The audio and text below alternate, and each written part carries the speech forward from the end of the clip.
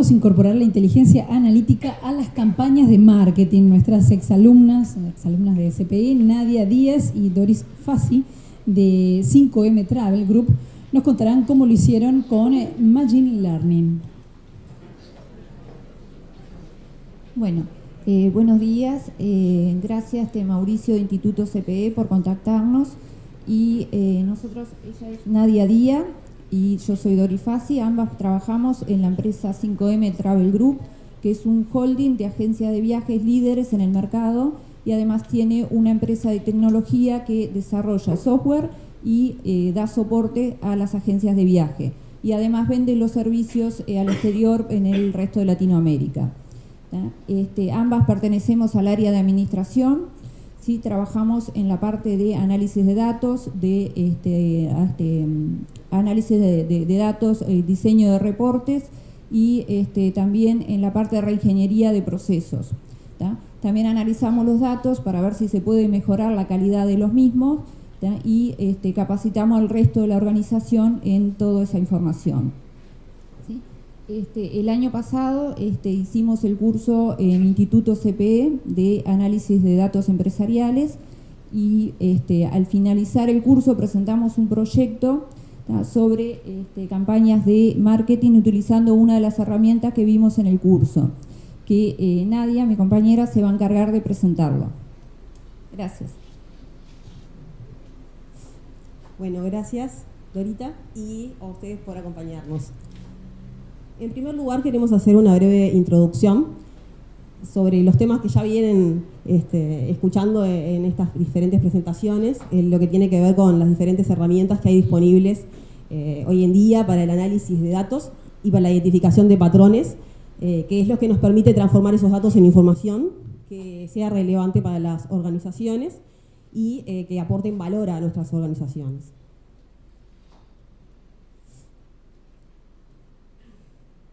Bueno, nosotros en particular trabajamos con la herramienta Machine Learning. ¿Con qué objetivo? Con el objetivo de realizar una campaña de marketing y determinar con Machine Learning cuál es el público objetivo más conveniente para aplicar esa campaña de marketing, que en particular es una campaña de descuentos, ¿sí? Trabajamos con datos propios de las empresas.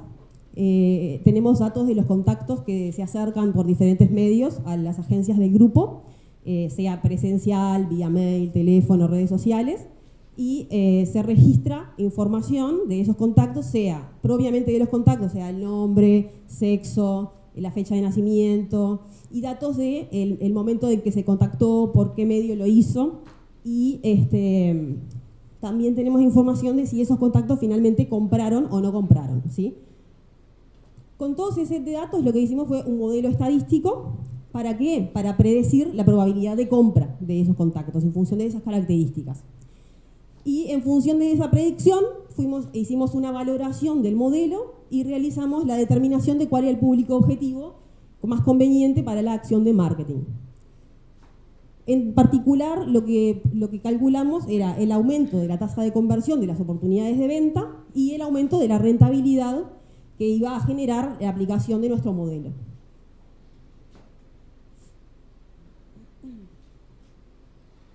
Bueno, la herramienta que utilizamos fue Machine Learning, como les comentábamos antes. Aquí pusimos algunas de sus características. Es una herramienta de bastante fácil aplicación, es bastante sencilla. Trabaja el aprendizaje automático a través de identificación de patrones a partir de grandes volúmenes de datos. Es una plataforma accesible que se encuentra en la nube y permite la conexión visual de los sets de datos con los diferentes módulos para ir testeando y generando un aprendizaje a partir de esos datos y poder después aplicarlo a un nuevo set de datos, ¿sí? O sea, luego vamos a tener un nuevo set de datos del que vamos a conocer sus valores de entrada y con un cierto grado de certeza vamos a poder determinar cuáles son los valores de salida o resultado que vamos a obtener a través de la aplicación del modelo.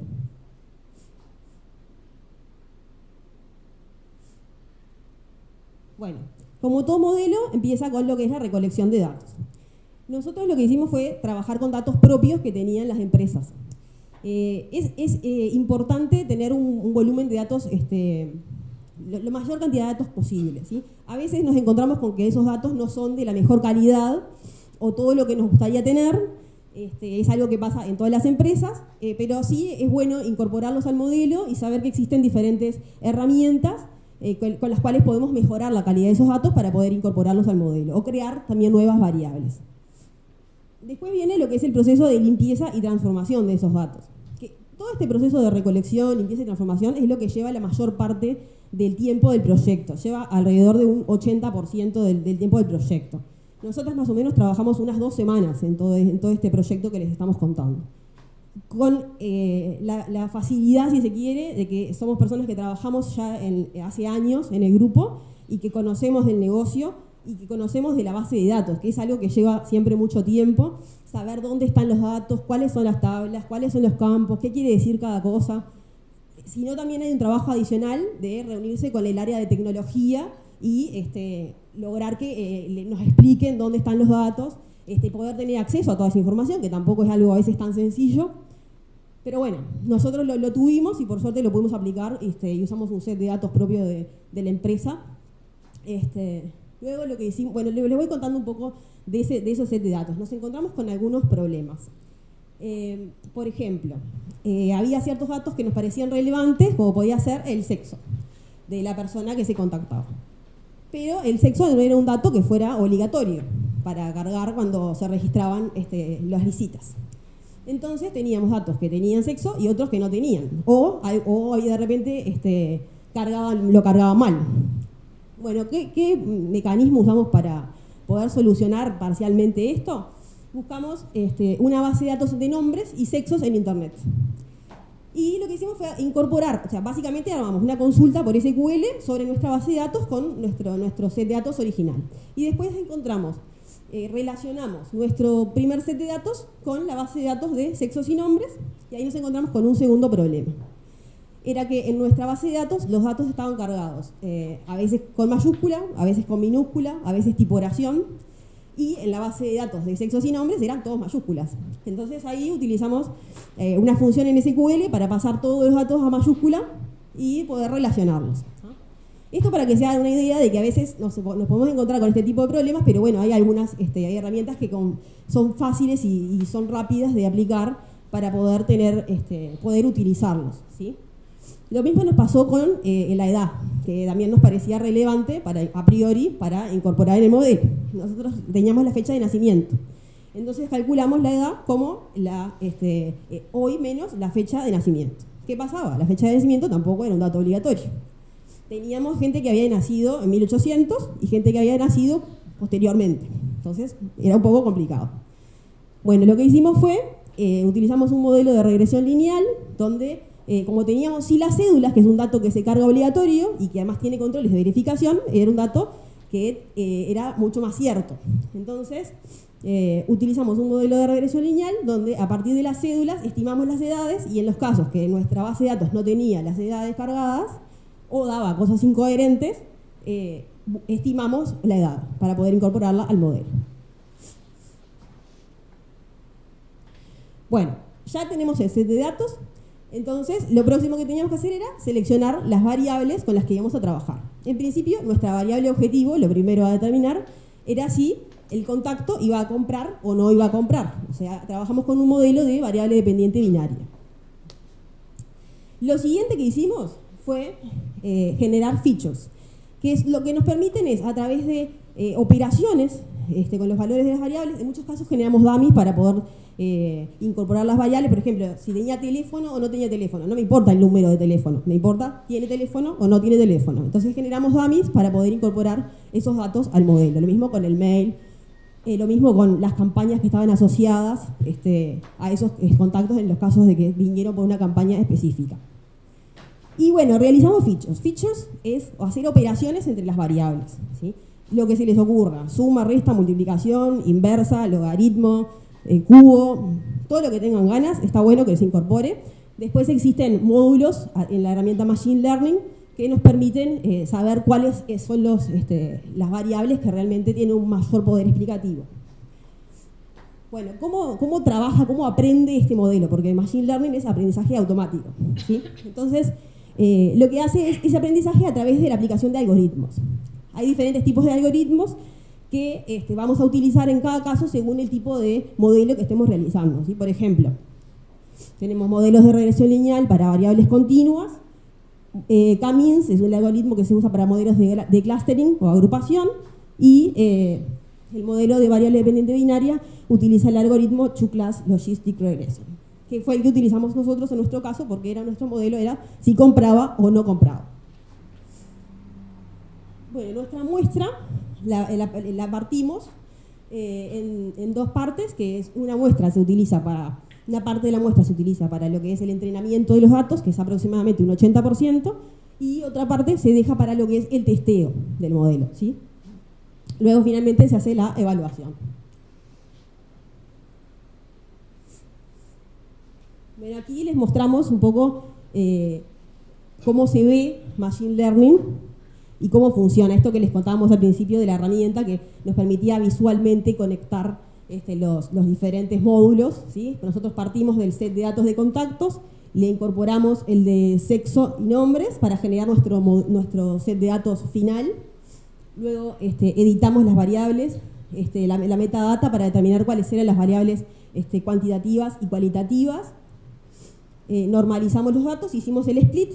Ahí lo que ven aquí es diferentes parametrizaciones, ¿sí? Todo esto de este sector que dice clustering model, van a ver que hay diferentes opciones donde hay parametrizaciones y después elegimos cuál es el mejor modelo que aplicó, ¿sí? Cuál es el grupo que quedó la forma que quedó más balanceado de los grupos.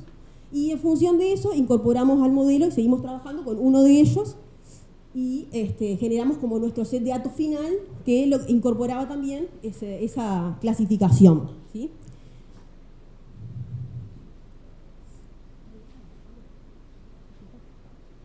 No olvídate porque ahora lo consideré. Bueno, el modelo, como ven, es largo. Continúa, luego ahí ese módulo que dice Permutation Feature Importance es el que les comentaba hoy, que nos permitía saber cuáles eran las variables que tenían un mayor poder explicativo y que finalmente vamos a terminar eligiendo. Bueno, y por último lo que hicimos fue, una vez que teníamos la evaluación del modelo, ver si el modelo era bueno o no era bueno. Si el modelo tenía cuál era la bondad de ajuste de ese modelo, si ese modelo era más robusto o menos robusto, ¿sí? Nos dio cerca de un 89%, lo cual es bastante aceptable, es un buen modelo. Ahí vemos la matriz de confusión que nos muestra cuáles son los valores, los positivos verdaderos, los positivos, los falsos positivos, porque claramente los modelos no tienen un 100% ajuste y se equivocan, o sea, nos van a decir que hay gente que va a comprar con esas características que en realidad no va a comprar y al revés, ¿sí? Lo que tenemos que tratar es de que se equivoque lo menos posible, así le ofrecemos el descuento a quienes se lo tenemos que ofrecer realmente para tener un mejor resultado. Bueno, finalmente lo que hicimos fue revisar si la probabilidad estimada coincidía con la realidad, como para ver si el modelo nos daba algo razonable y, como vemos gráficamente, nos daba bastante bien.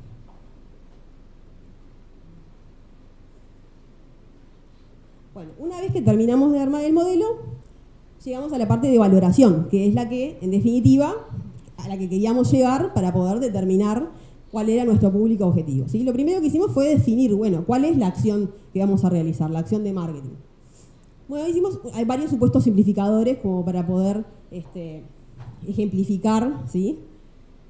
Partimos de la base de que los contactos consultan por una determinada región de destino, ¿sí? Vamos a suponer que algunos consultan por Sudamérica, otros consultan por Europa. Entonces determinamos un cierto fee para cada una de las regiones. Y determinamos un determinado descuento para aplicar a cada uno de los casos, ¿sí?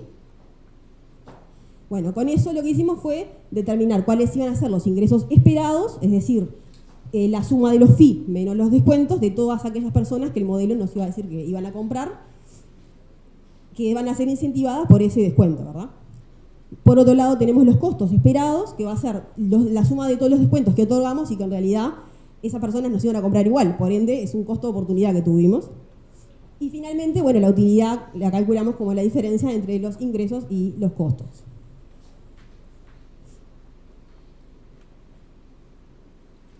Bueno, hicimos algunos supuestos simplificadores, como por ejemplo que el destino final era el destino que finalmente compraba, ¿no? Que no siempre es así. La realidad es que a veces uno consulta por un determinado destino y después termina comprando otro.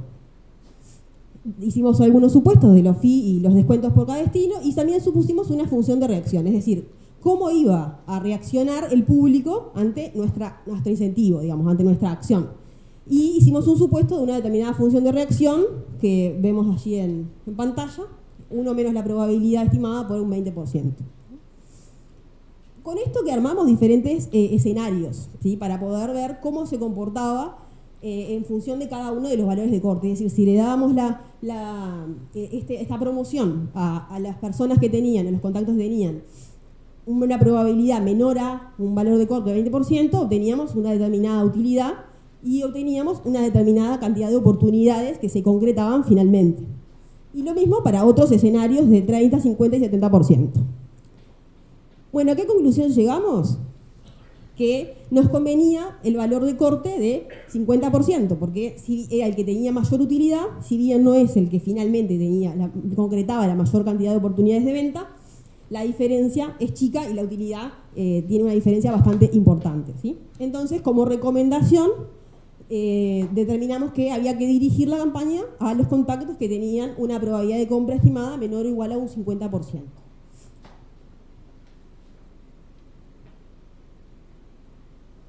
Bueno, y por último lo que queríamos era compartir con ustedes algunas reflexiones finales, ¿sí?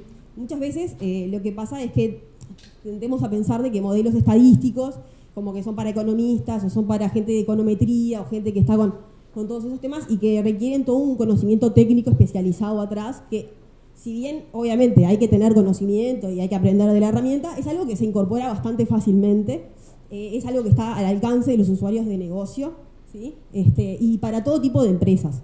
No es algo que solamente grandes empresas pueden incorporar, ¿sí? La verdad que tenemos grandes volúmenes de datos y existen herramientas que están accesibles y que con una dedicación relativamente chica, corta, se puede perfectamente incorporar y dar información relevante. Por último, bueno, el óptimo estadístico es una recomendación. Obviamente que existen otros aspectos a tener en cuenta, que son aspectos que tienen que ver con la parte operativa o estratégica, y que son los que finalmente van a determinar qué es lo que realmente va a hacer la empresa, ¿sí? Es muy importante, como decían en la presentación anterior, el involucramiento de la dirección, pero también de toda la empresa, porque nosotros lo que nos dimos cuenta en todo este proceso es que, ¿qué pasa? Hay muchas acciones que se pueden tomar y mejorar, ¿sí? La calidad de nuestra información, y eso es un proceso que comprende a toda la organización, ya sea a la gente de desarrollo, que le tenemos que pedir que de repente ponga otros controles, que ponga campos obligatorios, que nos grabe más datos, que nosotros se los tenemos que pedir porque ellos sepan qué es lo que nosotros necesitamos, porque somos los usuarios de negocio. Y también a toda la organización en general, porque desde de repente la recepcionista que carga los datos, es importante que sea consciente de que los tiene que cargar bien, porque nuestros modelos funcionan mejor con cuanto mejor datos tenemos. Entonces, si no hay una conciencia real de que todo eso va a un lugar y que después se utiliza para tomar decisiones, de repente no se le da la importancia que realmente tiene, ¿sí? Así que bueno, como reflexión final, eso, que es un proceso que involucra a toda la empresa, y que es algo que se puede hacer sin tener que destinar de repente grandes cantidades de recursos, y que aporta un valor importante para la organización.